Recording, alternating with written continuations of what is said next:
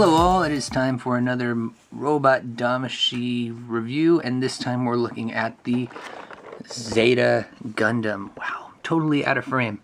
This is number 171 in the Robot Damashii line.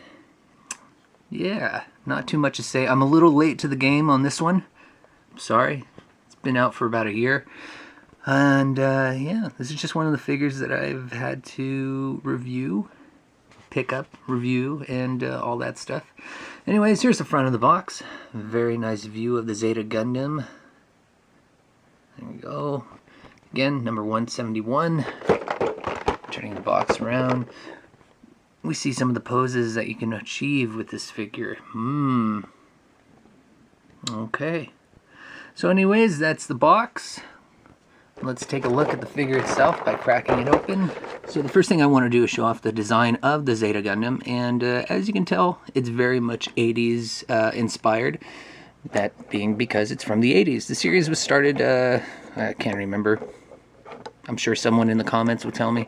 Anyways, the series is from the 80s itself, and it just doesn't look very reminiscent of any of the original Gundam designs. There's no vents on the front faceplate. You know, it just looks completely different in terms of design and everything. But all in all, it's a nice design. I still like it. Let's go ahead and get a little bit closer. You can tell right there, looking all nice. Yeah, take a look at the back. You can see the vents and everything. That pops out. This little fin here. There's actually little fins that come out on the side right here. Let's see if I can pull them out.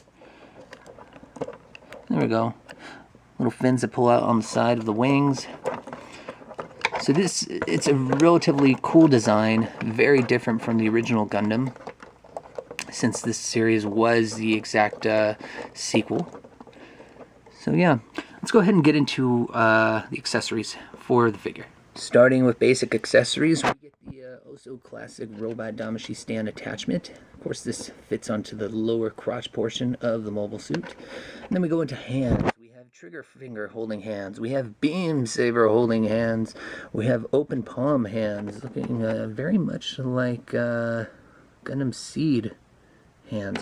Anyways, we have those, and then we also get a nice, a more comfortable grip looking beam rifle holding hand. I'm pretty sure this goes with the mega cannon that this thing comes with. Actually, let's move on to the weapons as we speak. We also get two of these barrel attachments that fit onto both sides of the Zeta's gauntlets, which I can only assume this is like some sort of ammo canister pack or something like that. We then move on to the basic beam rifle that the Zeta has, and I'll show that off more closely later. And then this mega cannon that it also comes with. Once again, I'll show it a little closer in a moment. And then last but not least, the oh-so popular beam saber with detachable blade from the hilt. You can see right there that there's a nice little silver, little silver finish on the start of the blade. I guess where it ignites from the beam saber hilt. It's pretty cool. I like it. The beams, or the blade's a little short for my liking, but yeah, oh well.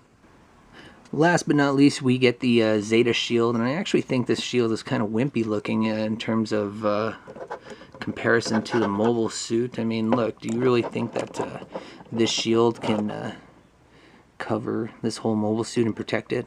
I don't think so.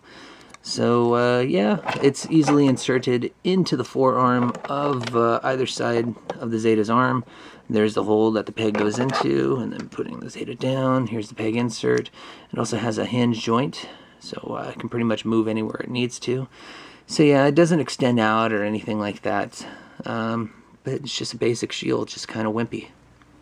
As stated before, I'm going to show off the basic beam rifle that the Zeta comes with. It has the extendable barrel, I guess you would say, for the rifle itself. There's an ammo pack on the side that actually pops out, so a little more play action there. And then the handle is actually a little bit tricky. It's actually disappointing. It's on a ball joint, and it easily comes out of the rifle itself. It's quite annoying. I don't like it.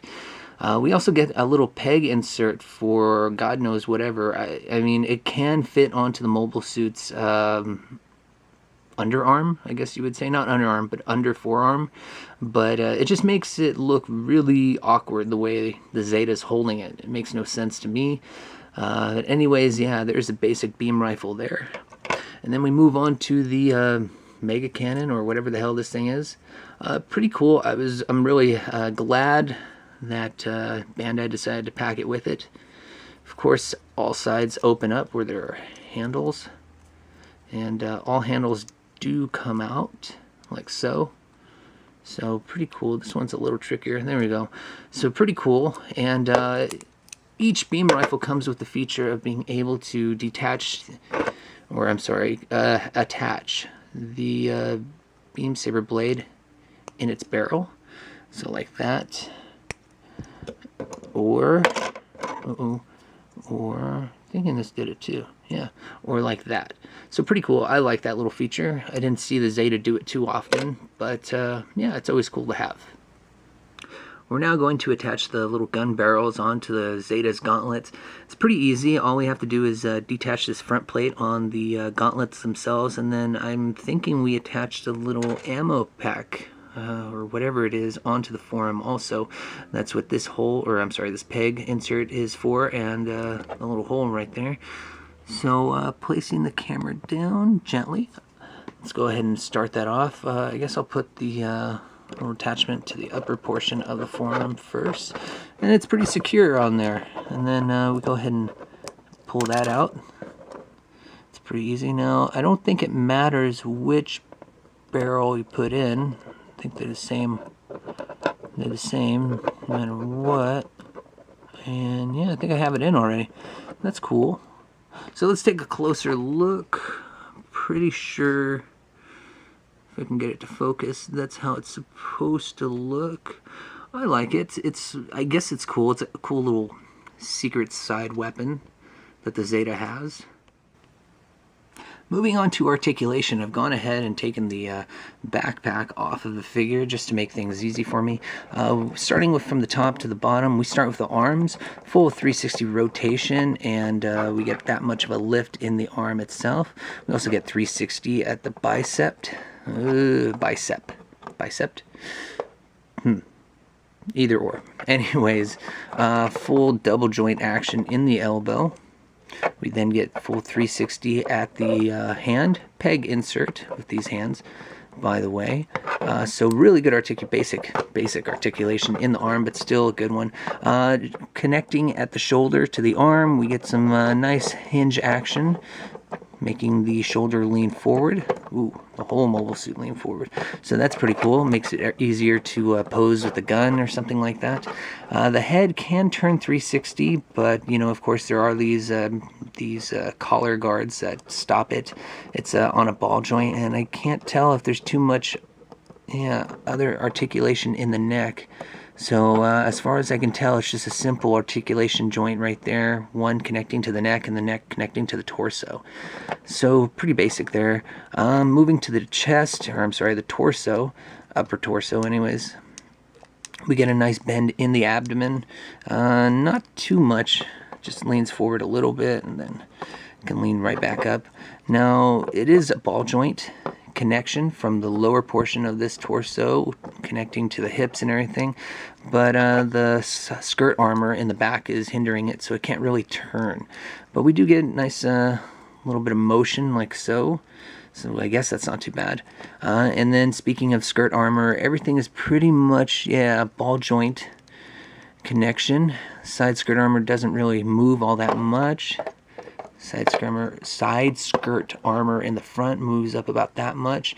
And again, as stated before, the back skirt armor is in the way of the torso, but it does have articulation. I think it's a hinge. Yeah, it's a hinge articulation, allowing it to move up and down. For the legs, we can get a nice little kick up in the air, about, wow, pretty high, about that high up.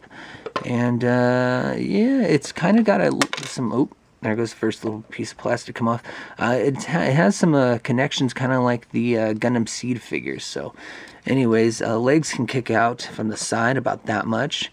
We also get double joint action in the knee.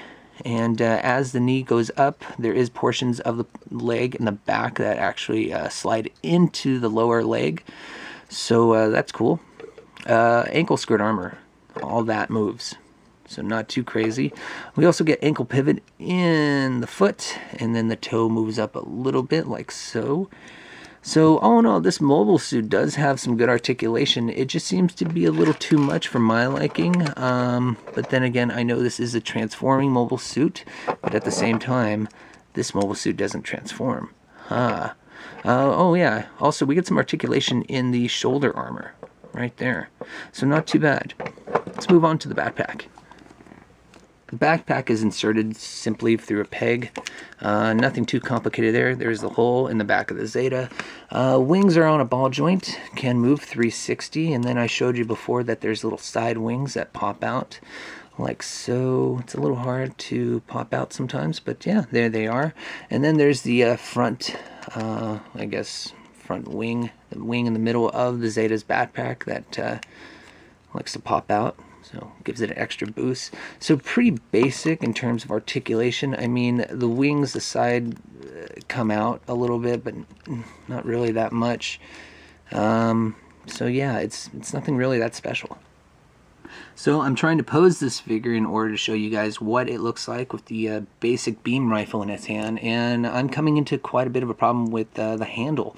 So inserting the handle into the trigger finger hand is problematic. The handle does pop off. It's not even that much of a connection between the ball joint and the rifle. It's a pretty shallow hole that you insert the handle into. So right there's my first negative part in, well, not my first negative interaction with this figure, but certainly something that I just don't like about it in general.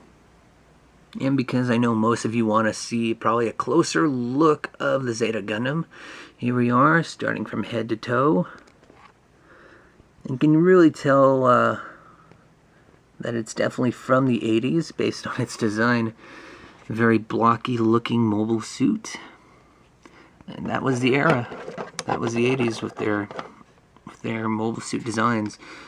And I'm not saying all of them were like that, but yeah. You can definitely see the influences. So let's go ahead and move into final thoughts. So final thoughts, and starting with the good points. This figure is very well articulated. I like a bit of articulation in my figures, and this one has it in spades. You get a number of great accessories. Two different beam rifles, the blue one and the basic one that it comes with, and a bunch of different accessories, meaning the hands and the extra little gun barrels for the forearm. That being said, it's also on the cheap side. I got my figure off of AmiAmi.com, and it was around $20-25. So it's a really good steal right now off the site. The bad things about this figure, sadly, are some of the same thing that are good for the figure as well, which is the articulation. This thing is meant to be on a robot Damashii display stand, and sadly the articulation is just all over the place. It's hard to make this thing stand up by itself, and that really hurts it. Along with that, it looks like this figure was like it can transform, and you can't do that with the figure. It's just not meant to do that. That being said, those are really the only two bad things that were about this figure. I would include the whole beam rifle issue where the handle just did not want to stay in the gun, but that's minor and I can look past that. That being said, this figure is great. It's pretty cheap, and if you want to get it, go for it. You don't really need it in your collection, but hey, it's up to you. So thanks for watching, you guys. Stay tuned for more reviews. Hit the likes, dislike, subscribe, comment. Doesn't matter. Just support the video whatever way you want. And I'll catch you later. Bye.